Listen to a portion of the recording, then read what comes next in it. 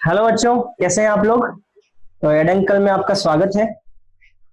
आज अगेन फिर वही बात, आपका जो बायोटेक के अंदर केमिस्ट्री पार्ट जो आता है उसकी रिवीजन समरी में कुछ टॉपिक देखने वाले हैं हम। मेरा नाम विपिन शर्मा है और मैं आपका केमिस्ट्री सब्जेक्ट का एक्सपर्ट हूँ। तो चलिए आज हम देखते हैं रिवीजन के अंदर क्या क्या टॉपिक हमारे लिए इंपॉर्टेंट रहेंगे। ठीक है, चलिए तो टॉपिक की बात करें तो देखिए, मैं आज जो टॉपिक कवर करने वाला हूँ वो एक तो है आपका पीरियोडिक टेबल। बेसिकली टॉपिक तो क्या है, एक चैप्टर है ये पूरा अपने आप में। और दूसरा आपका इसमें रहेगा केमिकल बॉन्डिंग। ठीक है, chemical bonding periodic table chapter के अंदर टॉपिक कौन से, तो मैं आपको बता देता हूँ। पीरियोडिक टेबल चैप्टर के अंदर जैसे आयनाइजेशन एंथैल्पी हो गया, आयनाइजेशन एंथैल्पी, एटॉमिक रेडियस हो गया आपका। ठीक है, उसी टाइप से ऑक्साइड के नेचर हो गए, बेसिक है या एसिडिक है, किस टाइप का, वो सब चीजें हम देखने वाले। और केमिकल बॉन्डिंग में mainly structure based question, structure based question. ठीक है, स्ट्रक्चर बेस्ड जो रीजन रहेगा पार्ट वो हम देंगे। एक्सपेक्टेड नंबर ऑफ क्वेश्चन की बात करें तो 1 रहता है, 2 भी नहीं 1 ही रहता है ना। और केमिकल बॉन्डिंग का भी एक क्वेश्चन आपका देखने को मिलता है। एक्सपेक्टेड मार्क्स की बात करें तो 1 और 2। ठीक है, 1 और 2 मार्क्स में। डिफिकल्टी लेवल पीरियोडिक टेबल में भी इजी टू मॉडरेट आता है। और केमिकल बॉन्डिंग में नंबर ऑफ क्वेश्चन आपका 1 है और एक्सपेक्टेड मार्क्स कितना है, 1 और 2। 1 और 2 में आएगा। और इसमें भी जो आपका डिफिकल्टी लेवल रहेगा वो इजी टू मॉडरेट लेवल रहेगा। ठीक है, तो ये हम चीजें देखने वाले हैं बहुत अच्छे से। तो अगेन वही बात, रिवीजन है तो आप उसके हिसाब से अपने बेसिक्स थोड़े स्ट्रॉन्ग रखें तो ज्यादा अच्छा रहेगा। चलिए, सबसे पहला पार्ट जो हम देखेंगे वो देखेंगे पीरियोडिक टेबल का, उसके बाद में हम आएंगे केमिकल बॉन्डिंग। ठीक है, चलिए तो पहले आते हैं पीरियोडिक टेबल। चलिए बच्चों, तो अब हम देखते हैं सबसे पहला कॉन्सेप्ट पीरियोडिक टेबल के अंदर एटॉमिक रेडियस है। ठीक है, चलो तो पीरियोडिक टेबल, और इसमें सबसे फर्स्ट जो हम देखने वाले हैं वो है एटॉमिक रेडियस। चलिए एटॉमिक रेडियस की बात करते हैं, क्या है ये। देखिए बच्चों, आपने कोई भी एक ग्राउंड की बात करें तो आपने ग्राउंड देखा होगा। ठीक है, जैसे मान लेते हैं ये कोई सर्कुलर ग्राउंड है, बच्चे खेलने का काम करते हैं इसमें। चलिए एक सर्कुलर ग्राउंड है। ठीक है, तो एकदम एग्जैक्टली सर्कुलर नहीं बना है। ठीक है, तो सर्कुलर ग्राउंड के सेंटर से मैं सरकमफेरेंस तक की जो डिस्टेंस देखता हूँ क्या है, वो आर है। तो एटम में भी एग्जैक्टली वैसा ही होता है कि एटम को एक सर्कुलर शेप में माना गया है। ये सर्कुलर शेप जो है वैसा एटम को माना गया है।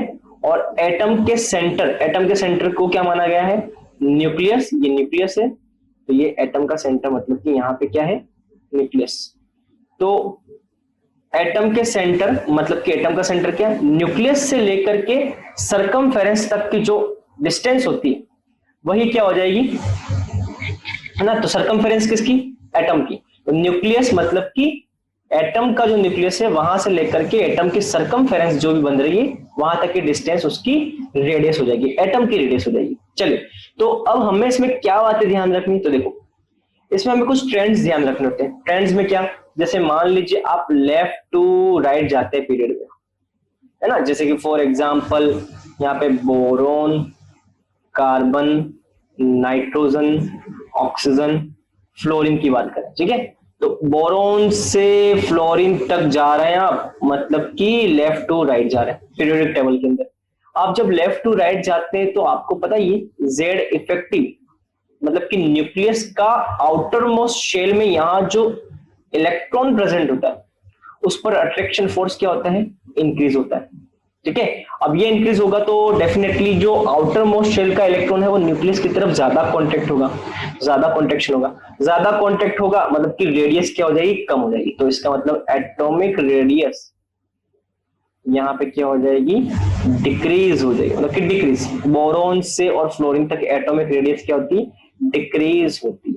चलिए ठीक है बच्चों, तो ये तो ट्रेंड कहाँ जाएगा, लेफ्ट टू राइट जाने पर। ठीक है, फिर अब बात करते हैं टॉप टू बॉटम की। टॉप टू बॉटम की है ना, टॉप टू बॉटम की बात करें तो देखो, जैसे कि मान लो for example sodium, potassium, rubidium और सीजियम, ये आप टॉप टू बॉटम जा रहे हो ग्रुप में। तो टॉप टू बॉटम जाने पर आप जानते हो कि वैलेंस शेल जो होता है बच्चों, उसके नंबर्स जो होते हैं, वैलेंस शेल के नंबर जो होते हैं वो इंक्रीज होते हैं। और सीधी सी बात है, वैलेंस शेल के नंबर इंक्रीज होंगे तो क्या होगा, एटॉमिक रेडियस बढ़ जाएगा। जैसे कि फॉर एग्जांपल ये न्यूक्लियस, ठीक है, अब न्यूक्लियस के बाहर ये फर्स्ट शेल, ये सेकंड शेल और ये थर्ड, ये किसका मैंने ड्रॉ किया, ये मैंने सोडियम का ड्रॉ किया। ठीक है, सोडियम का, ये सोडियम का। चलिए इसी तरह से मान लीजिए मैंने सोडियम के बाद मैंने पोटेशियम ड्रॉ किया। पोटेशियम में टोटल 4 शेल है, ये 4 शेल, ठीक है, एक पोटेशियम।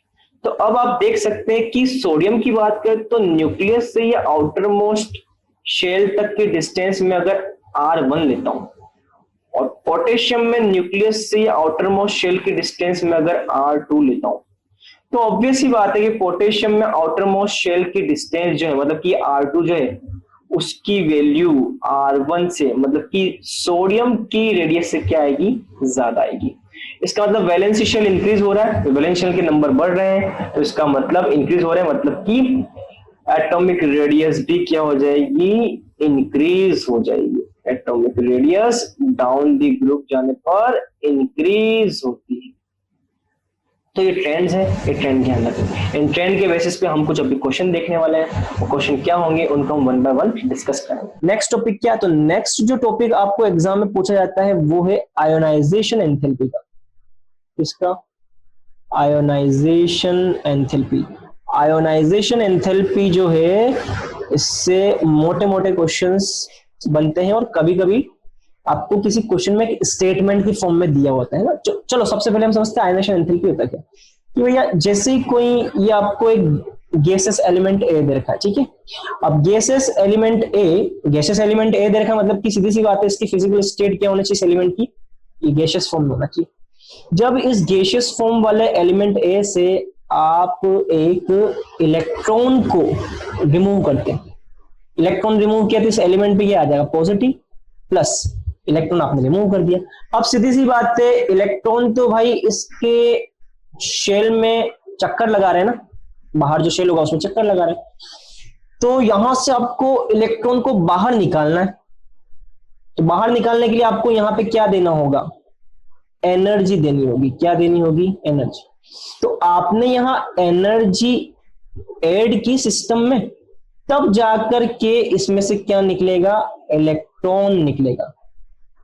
और जब इलेक्ट्रॉन निकल रहा है तो हम ये बोलेंगे कि इलेक्ट्रॉन को रिलीज करने के लिए जितना एनर्जी रिक्वायर्ड है वो क्या कहलाता है, वही कहलाता है ionisation enthalpy. I dot E का मतलब आयोनाइजेशन एंथैल्पी।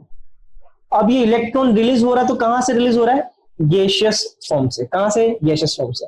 और दूसरा, ये जो एटम है ये आइसोलेटेड स्टेट में होना चाहिए, आइसोलेटेड स्टेट में। आइसोलेटेड स्टेट का मतलब ये कि ए जो है वो किसी के साथ बॉन्डेड नहीं होना चाहिए, जैसे ए बॉन्डेड ए नहीं होना चाहिए, या ए बॉन्डेड बी नहीं होना चाहिए।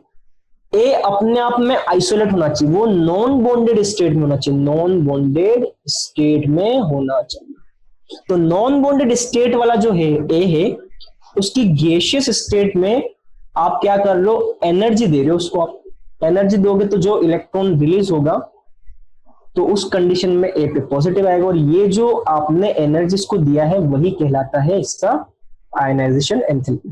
ठीक है, अब देखो आयनाइजेशन एंथैल्पी की बात करें तो देखिए सीधी सी बात है, ए हो गया, फिर ए से आपने इलेक्ट्रॉन निकाला, ए पॉजिटिव हो गया, और इस ए पॉजिटिव से आपने एक इलेक्ट्रॉन और निकाले तो ए प्लस 2 हो गया। अब आप क्या देख रहे हैं, सक्सेसिवली जैसे जैसे ए से ए प्लस 2 की तरफ जाएंगे तो पॉजिटिव चार्ज का अमाउंट क्या हो रहा है, इंक्रीज। पॉजिटिव चार्ज इंक्रीज हो रहा है। ठीक है, अब पॉजिटिव चार्ज इंक्रीज हो रहा है तो आउटर मोस्ट इलेक्ट्रॉन को एमिट करने के लिए, मतलब कि आउटर मोस्ट इलेक्ट्रॉन को निकालने के लिए जो एनर्जी चाहिए वो भी क्या हो जाएगी, ज्यादा। क्योंकि पॉजिटिव चार्ज का मतलब क्या है, आउटर मोस्ट इलेक्ट्रॉन पे जैसे जैसे पॉजिटिव चार्ज, मतलब कि न्यूक्लियस में एलिमेंट के पास जैसे जैसे पॉजिटिव चार्ज इंक्रीज होगा, जैसे देखिए ए के पास कोई पॉजिटिव चार्ज नहीं, ए पॉजिटिव पे एक पॉजिटिव चार्ज है और ए प्लस टू में दो पॉजिटिव चार्ज है, मतलब कि पॉजिटिव में चार्ज बढ़ेगा तो आउटर मोस्ट इलेक्ट्रॉन पे अट्रैक्शन फोर्स बढ़ेगा, और अट्रैक्शन फोर्स बढ़ेगा तो आउटर मोस्ट शेल से इलेक्ट्रॉन को निकालना उतना ही मुश्किल, मतलब कि आपको एनर्जी ज्यादा देनी पड़ेगी, मतलब कि आयोनाइजेशन एंथैल्पी क्या हो जाएगी यहाँ पे इंक्रीज। तो आपको ये ध्यान रखना है कि जैसे जैसे किसी एलिमेंट पे सक्सेसिवली चार्ज इंक्रीज होता जाएगा वैसे वैसे आयोनाइजेशन एंथैल्पी बढ़ती जाएगी। ठीक है, तो ये पॉइंट काफी खास है, ये आपको ध्यान रखना है, ये एक पॉइंट। चलिए लेफ्ट टू राइट की बात करें, पीरियड में ट्रेंड देखते हैं। लेफ्ट टू राइट जाते हैं तो मैंने आपको कहता है लेफ्ट टू राइट जाने पर जेड इफेक्टिव, आपको मैंने क्या बताया, जेड इफेक्टिव इंक्रीज होता है। ठीक है, ये बात आपको बताना चाहिए। जेड इफेक्टिव इंक्रीज मतलब कि न्यूक्लियस का इफेक्टिव चार्ज जो है, न्यूक्लियस का इफेक्टिव चार्ज जो है, अट्रैक्शन फोर्स जो है वो आउटर मोस्ट शेल के इलेक्ट्रॉन पे बढ़ चुका है। अब बढ़ चुका है तो सीधी सी बात है उसको निकालने के लिए आयोनाइजेशन एंथैल्पी, मतलब निकालने के लिए जो एनर्जी चाहिए वो भी ज्यादा, मतलब कि आयोनाइजेशन एंथैल्पी इंक्रीज हो जाएगा। तो जेड इफेक्टिव इंक्रीज होगा तो आयोनाइजेशन एंथैल्पी भी इंक्रीज हो जाएगा। चलिए टॉप टू बॉटम की बात करें तो टॉप टू बॉटम में जनरल ट्रेंड क्या हो जाएगा, टॉप टू बॉटम में आप वही बात कि वैलेंस शेल इंक्रीज होता है। टॉप टू बॉटम जाने पे क्या होता है, वैलेंस शेल इंक्रीज होता है, और वैलेंस शेल इंक्रीज होगा तो न्यूक्लियस, जैसे मान लो न्यूक्लियस एक वैलेंस शेल है और न्यूक्लियस में यहाँ दो वैलेंस शेल है, तो देखिए यहाँ पे डिस्टेंस r1 है और दूसरे में डिस्टेंस r2 है, तो r2 डिस्टेंस ज्यादा है r1 से, तो इसका मतलब 2 वाले में न्यूक्लियस का अट्रैक्शन फोर्स क्या हो जाएगा, कम, क्योंकि डिस्टेंस ज्यादा है। न्यूक्लियस का अट्रैक्शन फोर्स कम क्योंकि डिस्टेंस ज्यादा, और न्यूक्लियस का अट्रैक्शन फोर्स कम हो गया तो इजीली इलेक्ट्रॉन निकल जाएगा, मतलब कि टॉप टू बॉटम जाने पर आयोनाइजेशन एंथैल्पी डिक्रीज हो जाती। क्यों, क्योंकि वैलेंस शेल जो होता है वो इंक्रीज होता है। तो ये आपको आयोनाइजेशन एंथैल्पी के लिए ध्यान रखना। ठीक है, ये जनरल ट्रेंड है, जनरल ट्रेंड की हम बात करेंगे क्योंकि ये आपके एग्जाम में पूछे जा सकते हैं जनरल ट्रेंड पे क्वेश्चन। ठीक है, चलिए जनरल ट्रेंड के बाद में अब हम आते हैं है ना ऑक्साइड, नेचर ऑफ ऑक्साइड पे आते हैं। चलिए नेचर ऑफ ऑक्साइड, देखिए बहुत इंपॉर्टेंट पार्ट है, वेरी वेरी इंपॉर्टेंट। ठीक है, नेचर ऑफ ऑक्साइड में क्या था, देखिए सीधा सा फंडा है, मेटल के अगर ऑक्साइड दिखते ना आपको, मेटल के ऑक्साइड, ध्यान रखना है मेटल के ऑक्साइड बेसिक नेचर के होते हैं, बेसिक ऑक्साइड बोलते हैं। नॉन मेटल के ऑक्साइड हैं तो इसको हम क्या बोलते हैं, एसिडिक ऑक्साइड बोलते हैं। ठीक है, और मेटेलोइड के ऑक्साइड कहीं दिखते हैं आपको, मेटेलोइड, ये तीनों में अभी बताऊंगा आपको, मेटेलोइड के ऑक्साइड कहीं दिखते हैं आपको, ये एम्फोटेरिक नेचर के होते हैं। ठीक है, जैसे कि मेटल के ऑक्साइड, फर्स्ट मेटल के ऑक्साइड की बात करते हैं। ठीक है, चलिए जैसे मान लो सोडियम का ऑक्साइड Na2 मेटल का ऑक्साइड है, इसका तो आप इसको डायरेक्ट बिना सोचे समझे बेसिक ऑक्साइड में कैटेगराइज कर। ठीक है, इसी टाइप से जैसे मान लो आपको बोला गया कैल्शियम ऑक्साइड मेटल का ऑक्साइड, तो इसको आप डायरेक्ट बेसिक ऑक्साइड बोल दो। ठीक है, आपको बोला गया जैसे कि for example K2 potassium oxide, metal का ऑक्साइड है, पोटेशियम एक मेटल है, तो ये बोल दो आप बेसिक ऑक्साइड। ठीक, चलिए इसी टाइप से हम बात करते हैं दूसरा नॉन मेटल के ऑक्साइड, नॉन मेटल के ऑक्साइड। अच्छा, नॉन मेटल के ऑक्साइड जितने होते हैं, जैसे मान low carbon dioxide, carbon dioxide जो होता है वो नेचर में एसिडिक ऑक्साइड में कैटेगराइज हो जाएगा। किसमें हो जाएगा, एसिडिक ऑक्साइड। या मान लो कार्बन डाइऑक्साइड की जगह जैसे मान लो आपने SO2 लिखा, तो ये भी किसमें आ जाएगा, एसिडिक ऑक्साइड, क्योंकि ये दोनों ही कार्बन और सल्फर ये दोनों ही क्या है, नॉन मेटल के ऑक्साइड है, तो ये किसमें आ जाएंगे, एसिडिक ऑक्साइड। और तीसरी कैटेगरी जो है आपकी वो है एम्फोटेरिक ऑक्साइड की। ठीक है, अभी एम्फोटेरिक ऑक्साइड मतलब क्या, देखो जैसे कि एम्फोटेरिक नेचर में मान लीजिए जैसे कि मेटलोइड, जैसे एल्यूमिनियम हो गया या जर्मेनियम हो गया, ये इस टाइप के जो एलिमेंट है ना उनके ऑक्साइड, जैसे मान लो Al2O3 हो गया। वैसे एल्यूमिनियम के अंदर मेटेलोइड से ज्यादा मेटेलिक कैरेक्टर ज्यादा है, बट इसका जो ऑक्साइड होता है ना वो एसिड से भी रिएक्शन करता है, और इसका ऑक्साइड जो होता है वो बेस से भी रिएक्शन करता है। मतलब कि एम्फोटेरिक का मतलब ऐसा ऑक्साइड जो एसिड से भी रिएक्शन करे, ऐसा ऑक्साइड जो बेस से भी रिएक्शन करे। ठीक है, तो Al2O3 HCl एसिड के साथ भी रिएक्शन करता है और बेस के साथ भी रिएक्शन करता है, दोनों से रिएक्शन करता है, इसीलिए हम इसको क्या बोलते हैं, एम्फोटेरिक ऑक्साइड। तो ये सारी बातें ये आपको ध्यान रखनी ऑक्साइड के बारे में। ठीक है, चलिए अब बात करते हैं आगे की। नेक्स्ट इसमें जो पार्ट है आपका, वो नेक्स्ट पार्ट इसमें आ जाएगा बॉन्ड एनर्जी का। किसका आ जाएगा, बॉन्ड एनर्जी, बॉन्ड एनर्जी। ठीक है, अब देखिए यार सिंपल सा फंडा है, ए के बीच में सिंगल बॉन्ड है, ए के बीच में डबल बॉन्ड है, और ए के बीच में ट्रिपल बॉन्ड है। सीधी सी बात है यार, एक लकड़ी है उसको तोड़ना और उसी वॉल्यूम और उसी घनत्व की, मतलब कि उसी डेंसिटी की, उसी वॉल्यूम और उसी डेंसिटी की दो लकड़ियां हैं, उनको आपने कलेक्शन करके आपने तोड़ दिया, और उसी वॉल्यूम डेंसिटी की आपने 3 लकड़ियां हैं, उनको एक साथ लेकर के आपने ब्रेक किया। तो सीधी सी बात है, जो एक लकड़ी है उसको ब्रेक करना इजी होगा एज कंपेयर टू 2 लकड़ियां, और 2 लकड़ियों की तुलना में उसके कंपेयर में 3 लकड़ियों को एक साथ ब्रेक करना थोड़ा मुश्किल हो जाएगा। मतलब कि जैसे जैसे बॉन्ड ऑर्डर इंक्रीज होगा वैसे वैसे बॉन्ड एनर्जी बढ़ जाएगा। तो बॉन्ड एनर्जी जो होता है बीई मतलब कि बॉन्ड एनर्जी, वो बॉन्ड ऑर्डर के प्रोपोर्शनल है। अब बॉन्ड ऑर्डर क्या है, तो बॉन्ड ऑर्डर का मतलब अगर सिंगल बॉन्ड है तो एक बॉन्ड ऑर्डर मतलब कि एक बॉन्ड, डबल बॉन्ड है तो 2 बॉन्ड ऑर्डर 2 हो जाएगा, और ट्रिपल बॉन्ड है तो बॉन्ड ऑर्डर 3 हो जाएगा। तो सिंगल बॉन्ड में बॉन्ड ऑर्डर 1, डबल बॉन्ड में 2 और ट्रिपल बॉन्ड में 3। तो ये बॉन्ड ऑर्डर, इसका मतलब ट्रिपल बॉन्ड में बॉन्ड ऑर्डर ज्यादा है तो बॉन्ड एनर्जी भी क्या हो जाएगा, हाईएस्ट। ठीक है, सिंपल सी बात। जैसे मान low carbon carbon single bond, carbon carbon double bond, carbon carbon triple bond, तीनों में से किसको आप ज्यादा इजीली ब्रेक कर सकते हो, कार्बन कार्बन सिंगल को इजीली ब्रेक कर सकते हो, तो यहाँ पे एनर्जी भी कम चाहिए, फिर डबल बॉन्ड में, फिर ट्रिपल बॉन्ड में। तो ये आ जाएगा बॉन्ड एनर्जी का ऑर्डर।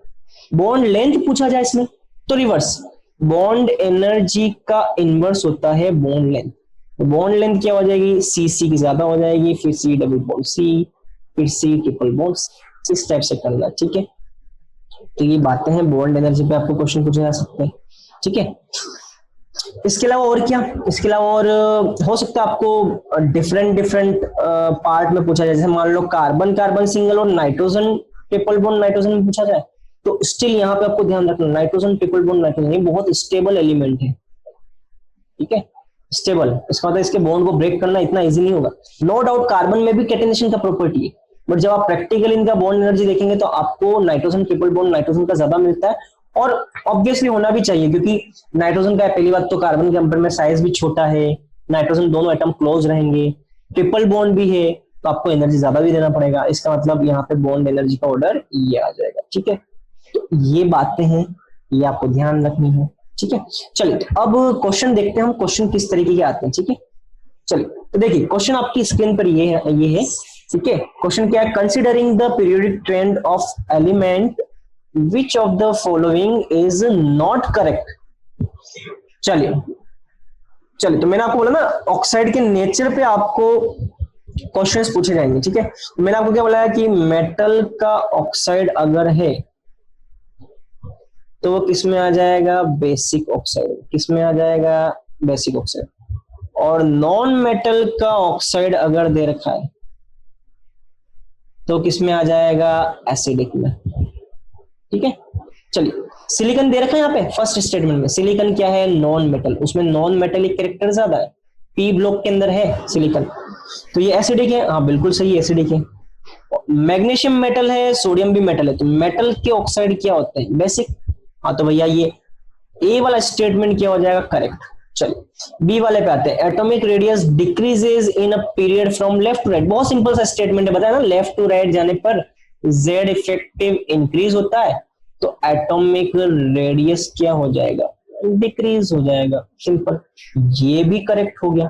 ठीक है, चलिए order of first ionization energy potassium से ज्यादा मैग्नीशियम। चलो इसके लिए हमें पहले तो ये पता होना चाहिए पीरियोडिक टेबल के अंदर इनका ट्रेंड कैसा है, कौन कहाँ सिचुएटेड है ना। तो देखो fourth period, third period, second period. Second period में यहाँ आप लिथियम लिखते हो, थर्ड पीरियड में आप सोडियम लिखते हो, और फोर्थ के अंदर आप पोटेशियम लिखते हो। सोडियम के बगल में आप यहाँ मैग्नीशियम लिखते हो, मैग्नीशियम के नीचे आप कैल्शियम लिखते हो। ठीक है, देखिए मैंने आपको बताया कि मैग्नीशियम से कैल्शियम की तरफ जाओगे down the group, top to bottom, top to bottom में आयनाइजेशन एंथैल्पी डिक्रीज होना चाहिए। क्यों? क्योंकि वैलेंस शेल जो है वो इंक्रीज हो रहा है। ठीक है, तो चलिए इसका मतलब टॉप टू बॉटम जाने पे आयनाइजेशन एंथैल्पी डिक्रीज, मतलब कि मैग्नीशियम के कंपेयर में कैल्शियम का आयनाइजेशन एंथैल्पी कम आना चाहिए, मतलब कि कैल्शियम कम आना चाहिए आयनाइजेशन एंथैल्पी में मैग्नीशियम से। तो लेकिन देखिए यहाँ पे गड़बड़ है, मैग्नीशियम कम दे रखा है कैल्शियम से, इसका मतलब ये क्या हो जाएगा, इनकरेक्ट। बॉन्ड एनर्जी का ऑर्डर, चलिए अभी मैंने आपको बताया था कि कार्बन कार्बन जो है सिंगल बॉन्ड और नाइट्रोजन ट्रिपल बॉन्ड नाइट्रोजन, तो हमें पता है कि हाँ कार्बन कार्बन के कंपेयर में नाइट्रोजन ट्रिपल बॉन्ड नाइट्रोजन की ज्यादा होती है। और बीच में आपको सिलिकॉन ऑक्सीजन भी दे रखा है। देखो बच्चों एक बात ध्यान रखना, यूनिवर्स में आप देखना सिलिकेट कंपाउंड बहुत ज्यादा होते हैं, सिलिकेट कंपाउंड है ना। अब ये थोड़ा सा इंफॉर्मेटिव पार्ट है, तो ये आपको ध्यान रखना, सिलिकेट मतलब कि जिसमें सिलिकॉन और ऑक्सीजन का बॉन्ड प्रेजेंट हो। यूनिवर्स के अंदर, यूनिवर्स में ये बहुत कॉमनली अवेलेबल है, कॉमनली अवेलेबल है, इसका मतलब सीधी सी बात है, इसका मतलब सिलिकॉन और ऑक्सीजन के बीच में बॉन्ड बहुत स्ट्रांग है, इसलिए कॉमनली अवेलेबल है। ठीक है, तो ये बात आपको ध्यान रखनी है, कार्बन कार्बन के कंपेयर में सिलिकॉन ऑक्सीजन की बॉन्ड एनर्जी ज्यादा है, क्योंकि सिलिकेट कंपाउंड बहुत कॉमनली अवेलेबल है। तो इसीलिए है क्योंकि बॉन्ड एनर्जी ज्यादा है, स्टेबिलिटी इनकी ज्यादा होती है, दोनों बॉन्ड दोनों एटम के बॉन्ड जो बनता है उसके बीच में। और नाइट्रोजन, नाइट्रोजन तो अपने आप में एक बहुत ही ज्यादा स्टेबल एलिमेंट है ही, ट्रिपल बॉन्ड भी है, तो इसका मतलब ये क्या हो जाएगा, करेक्ट। तो अब देखिए ए करेक्ट हो गया, बी करेक्ट हो गया, डी करेक्ट हो गया, लेकिन सी क्या हो गया, इनकरेक्ट। तो हमारा आंसर क्या हो जाएगा, सी, नॉट करेक्ट पूछा। ठीक है, चलिए तो ये सारी बातें थी पीरियड टेबल के अंदर, ये आपको ध्यान रखनी है। ठीक है, चलिए अब आते हैं हम नेक्स्ट टॉपिक केमिकल बॉन्डिंग के अंदर। ठीक है, अब केमिकल बॉन्डिंग देखो अपने आप में एक बहुत बड़ा चैप्टर है बच्चों। ठीक है, पूरे केमिकल बॉन्डिंग को रिवाइज कराना इन शॉर्ट पॉसिबल नहीं है, बहुत जल्दी पॉसिबल नहीं होता है। इसमें मैं एक बहुत अच्छा पार्ट ले रहा हूं यहाँ पे, स्ट्रक्चर। ठीक है, कंपाउंड की स्ट्रक्चर पे बेस्ड क्वेश्चन आपको पूछे जा सकते हैं। ठीक है, जैसे कि फॉर एग्जाम्पल आपको जैसे कि बोला गया है, जैसे हम एक एग्जाम्पल लेते हैं, जैसे कि वाटर। आप जानते हैं कि वाटर जो होता है वो वी शेप में एग्जिस्ट करता है। तो अब ये तो इंफॉर्मेशन हमको है, लेकिन अब क्वेश्चन आपको इसका वी शेप का नहीं पूछा जाएगा, आपको क्वेश्चन पूछा जाएगा इसमें नंबर ऑफ लोन पेयर कितने हैं, या आपको पूछा जाएगा कि ऑक्सीजन का हाइब्रिडाइजेशन कितना है, इसका ऑक्सीजन का, मतलब कि एप्लीकेशन बेस्ड स्ट्रक्चर बताए, स्ट्रक्चर पे बेस्ड क्वेश्चन क्या क्या हो सकता है, नंबर ऑफ लोन पेयर हो सकता है, हाइब्रिडेशन हो सकता है, नंबर ऑफ बॉन्ड पेयर पूछे जा सकते हैं आपको। ठीक है, उसके अलावा और क्या हो सकता है, उसके अलावा हो सकता है आपको कि ये पूछा जाए कि एंगल कितना है, बॉन्ड एंगल कितना है, एंगल बॉन्ड एंगल कितना है, ये पूछा जा सकता है आपको। तो इस स्ट्रक्चर पे बेस्ड चीज हो, जैसे मान लो नंबर ऑफ लोन पेयर कितने, ये पूछा जाए, तो हमें पता है कि ऑक्सीजन के पास में कितने हैं, 2, तो यहाँ पे आपका आंसर हो जाएगा 2 लोन पेयर। इस टाइप के क्वेश्चन मैं आपको एग्जांपल बता रहा हूँ ना, मतलब कि ये नहीं सोचना है कि सर आपने तो ये H2 एक बहुत सिंपल सा एग्जांपल ले लिया है। ऐसे बहुत सारे स्ट्रक्चर है जिनमें कि ये बातें पूछी जा सकती है, बोल रहा हूँ एक एग्जांपल लेकर होता है। नंबर ऑफ लोन पेयर 2 हो गए। हाइब्रिडाइजेशन क्या, तो हाइब्रिडेशन का मतलब होता है कि sigma bond plus lone pair दोनों का आप सम कर दो, अगर ये सम 2 आता है तो sp हाइब्रिडेशन, अगर ये सम 3 आता है तो sp2 हाइब्रिडेशन, अगर ये सम S4 आता है तो sp3 हाइब्रिडेशन। तो यहां पे सम कितना है, देखो 1 सिग्मा बॉन्ड, 2 सिग्मा बॉन्ड और 1 और 2 लोन पेयर, मतलब कि टोटल कितना हो गया, 2 सिग्मा प्लस 2 लोन पेयर।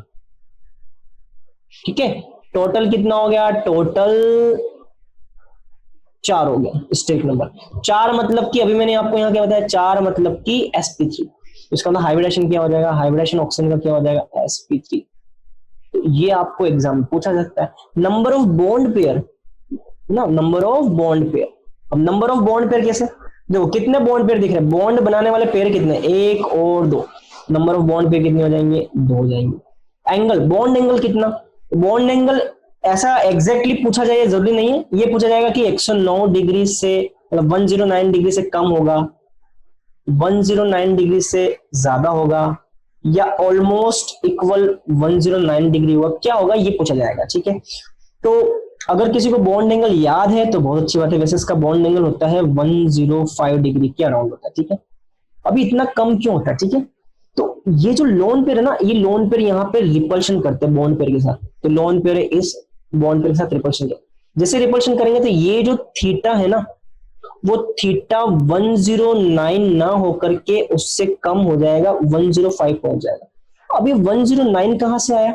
तो जब भी हाइब्रिडेशन sp3 होगा ना, तो बॉन्ड एंगल होना चाहिए 109। कितना होना चाहिए? 109। मतलब कि यहाँ पे हाइब्रिडेशन ऑक्सीजन का कितना है? sp3। तो sp3 के हिसाब से यहाँ पे बॉन्ड एंगल 109 होना चाहिए था, लेकिन मैं बोल रहा हूँ कि कम हो गया, 105 हो गया। 105 क्यों हो गया? तो उसका कारण बता रहा हूं, क्योंकि ऑक्सीजन का लोन पेयर ये बॉन्ड पेयर को नीचे धक्का लगाता है, तो ये धक्का लगाएगा, पुश करेगा, तो थीटा जो आपने एक्सपेक्ट किया है 109 उतना ना आकर के उससे कम 105 हो जाएगा। मतलब कि आंसर क्या हो जाएगा? 109 डिग्री से कम, थीटा की वैल्यू इतनी आ जाएगी। तो ये आपको ध्यान रखना है। ठीक है, तो ये स्ट्रक्चर पे बेस्ड ऐसे क्वेश्चन आ सकते हैं। चलिए अब हम देखते हैं कि क्या है इसके अंदर, क्वेश्चन कैसे बनते हैं। देखिए, the total number of lone pair of electrons in NO2F। अब पहले तो हमें इसका स्ट्रक्चर बताना चाहिए। चलिए स्ट्रक्चर कैसे बनाते हैं उसको हम सीखते हैं। ठीक है, तो देखिए नाइट्रोजन, सेंट्रल एटम कौन सा है? नाइट्रोजन। जनरली सेंट्रल एटम का रोल वही प्ले करता है जिसकी वैलेंसी हाईएस्ट होती है। देखो नाइट्रोजन की वैलेंसी होती 3, ऑक्सीजन की वैलेंसी होती 2 और फ्लोरीन की वैलेंसी होती है 1। तो इन तीनों में से जिसकी भी वैलेंसी आपको हाईएस्ट दिख रही है ना, जैसे नाइट्रोजन की वैलेंसी 3 है, हाईएस्ट है, उसको आप बना दो सेंट्रल एटम। क्या बना दो? Central atom. अब सेंट्रल एटम बनाने के बाद में आप इसके वैलेंसी शेल में जितने इलेक्ट्रॉन होते हैं, जैसे कि नाइट्रोजन के वैलेंसी शेल में आप इसका कॉन्फ़िगरेशन लिखें अगर, तो 1s2 2s2 2p3, मतलब वैलेंसी शेल ये 2 वाला हो गया, और 1 जो है ये वैलेंसी नहीं है, इनर शेल है। तो इस 2 वाले वैलेंसी शेल में देखो यहाँ पे 2 इलेक्ट्रॉन और यहाँ पे 3 इलेक्ट्रॉन, मतलब टोटल कितने? 5 इलेक्ट्रॉन। तो मैं यहाँ पे 5 इलेक्ट्रॉन ड्रॉ करूंगा, 1 2 3 4 5 इलेक्ट्रॉन ड्रॉ कर दी। ठीक है, चलिए अब हमको यहाँ पे NO2F दिया है ना, तो NO2F के अंदर एक फ्लोरीन रखना है। मुझे पता है कि फ्लोरीन एक ही बॉन्ड बनाता है, तो चलिए फ्लोरीन का मैंने यहाँ पे स्ट्रक्चर लिख दिया। चलिए फ्लोरीन के पास कितने इलेक्ट्रॉन है? 7। तो देखिए एक फ्लोरीन, 2 फ्लोरीन, मतलब कि 1 इलेक्ट्रॉन, 2 इलेक्ट्रॉन, 3 इलेक्ट्रॉन, 4 5 6 और 7 इलेक्ट्रॉन। एक इलेक्ट्रॉन नाइट्रोजन के एक इलेक्ट्रॉन के साथ में बॉन्डिंग कर दी, तो एक बॉन्ड बन गया। चलिए ऑक्सीजन की बात करें, ऑक्सीजन के पास 6 इलेक्ट्रॉन है, 6 इलेक्ट्रॉन। ऑक्सीजन को भी अपना ऑक्टेट कंप्लीट करना है लाइक फ्लोरीन, तो ये यहाँ पे 2 इलेक्ट्रॉन की शेयरिंग करता है, 2 इलेक्ट्रॉन। ठीक है, और एक और ऑक्सीजन बच गया, उस ऑक्सीजन के पास में भी कितने हैं? 6 इलेक्ट्रॉन। ठीक है, अब उसको 2 इलेक्ट्रॉन की रिक्वायरमेंट है। अब ये नाइट्रोजन के साथ में इक्वल शेयरिंग नहीं करेगा, लेकिन नाइट्रोजन अपने दोनों लोन पेयर को किसको डोनेट कर देगा? ऑक्सीजन को, क्योंकि ऑक्सीजन का ऑक्टेट इनकम्प्लीट है इस वाले ऑक्सीजन का, लेकिन नाइट्रोजन का कंप्लीट हो चुका। मतलब कि अब डायग्राम क्या बन रहा है, देखो यहाँ पे ऑक्सीजन जिसके पास में 1 2 3 4 5, ठीक है, यहाँ पे फ्लोरीन 1 2 3 4 5, और यहाँ पे ऑक्सीजन 2 बॉन्ड बना रहा है, तो 1 2 3 4 इलेक्ट्रॉन रहेगा। तो अब देखो टोटल लोन पेयर कितने, देखो एक लोन पेयर, दूसरा लोन पेयर, तीसरा लोन पेयर, मतलब कि जिसने बॉन्डिंग में पार्टिसिपेट नहीं किया। बॉन्डिंग में पार्टिसिपेट नहीं करने वाले ये सारे हो गए जो कि एलिमेंट पे आपको दिख रहे हैं। यहाँ पे एक इलेक्ट्रॉन, ये एक पेयर, ये दूसरा पेयर, ये तीसरा पेयर, ये बॉन्डिंग में पार्टिसिपेट नहीं कर रहे। ये एक, ये 2, ये बॉन्डिंग में पार्टिसिपेट नहीं कर रहे। तो इसके पास ये 2 आ रहे हैं लोन पेयर, इसके पास यहाँ 3 आ रहे हैं, तो यहाँ ऑक्सीजन के पास 3 आ रहे हैं, तो 3 + 3 + 2, तो टोटल कितने हो गए? 8 लोन पेयर हो गए ना। तो आंसर कितना आ जाएगा? 8 लोन पेयर आ जाएगा। तो देखो बच्चों सीधी सी बात है, मैंने आपको कई सारी चीजें ऐसी हैं जो डायरेक्ट लिख करके बता दी, जैसे कि मान लो फ्लोरीन के पास 7 इलेक्ट्रॉन है, तो मैंने डायरेक्ट फ्लोरीन के पास 7 इलेक्ट्रॉन लिख दिए, ऑक्सीजन के पास 6 इलेक्ट्रॉन है, डायरेक्ट लिख दिए। बट ये सारे बेसिक्स हैं जो 11th 12th के हैं, हमें एटलीस्ट ये आने ही चाहिए। ये लुईस डॉट स्ट्रक्चर बनाया मैंने, तो ये लुईस डॉट स्ट्रक्चर कैसे ड्रॉ करते हैं ये हमें पता होना चाहिए, ठीक है। तो एटलीस्ट ये बेसिक हमें क्लियर होना चाहिए। चलिए एक और क्वेश्चन देखते हैं। Which one of the following ion has the maximum number of unpaired electron? चलिए Cu+2। अब यहाँ पे आपको कॉपर का इलेक्ट्रॉनिक कॉन्फ़िगरेशन पता होना चाहिए, ठीक है। अब कॉपर का कॉन्फ़िगरेशन क्या होता है तो आपको पता होना चाहिए, ऑर्गन 3d कॉपर है तो कॉपर का तो 3d10 4s1 होता है, लेकिन यहाँ पे चार्ज कितना है +2, तो +2 मतलब कि मैं क्या करूंगा 4s1 का मैं एक इलेक्ट्रॉन हटा दूंगा और 10 में से भी मैं एक इलेक्ट्रॉन निकाल करके मैं इसको 9 कर दूं, फिर 3d9 4s0 हो जाएगा। अब 3d9 मतलब कि आप कैसे लिखेंगे, देखो d सबशेल में 5 ऑर्बिटल है तो ये 5 ऑर्बिटल आ गया, ठीक है। 9 इलेक्ट्रॉन फिल करने, 2 2 2 2 और यहाँ पे 1, तो ये कितना अनपेयर्ड इलेक्ट्रॉन आ रहा है, ये अनपेयर्ड इलेक्ट्रॉन 1 आ रहा है। चलो एक अनपेयर्ड इलेक्ट्रॉन। सोडियम प्लस की बात करते हैं। सोडियम प्लस क्या, तो सोडियम प्लस का जो कॉन्फ़िगरेशन है वो नियोन वाला है, और नियोन मतलब कि क्या 2s2 2p6, 2p6 मतलब कि कैसे लिखेंगे आप, देखिए 2 2 2 यहाँ सारे पेयर्ड है, और 2s2 में ये भी पेयर्ड है ना। और इसके पहले आप यहाँ क्या लिखते हैं 1s2, मतलब कि 1s2 ना भी लिखे तो बेसिकली नियोन का कॉन्फ़िगरेशन अपने आप में आपको ये वाला कॉन्फ़िगरेशन दिखाएगा, और इसके आगे आप क्या लिखते हैं 1s2। यहाँ पे भी क्या ये पेयर्ड है, पेयर्ड मतलब कि अनपेयर्ड इलेक्ट्रॉन यहाँ पे कितने आ रहे हैं n=0, मतलब कि अनपेयर्ड इलेक्ट्रॉन 0 आ गए, तो ठीक है यार यहाँ पे अनपेयर्ड इलेक्ट्रॉन 0 है। चलिए अब आते हैं क्रोमियम +3।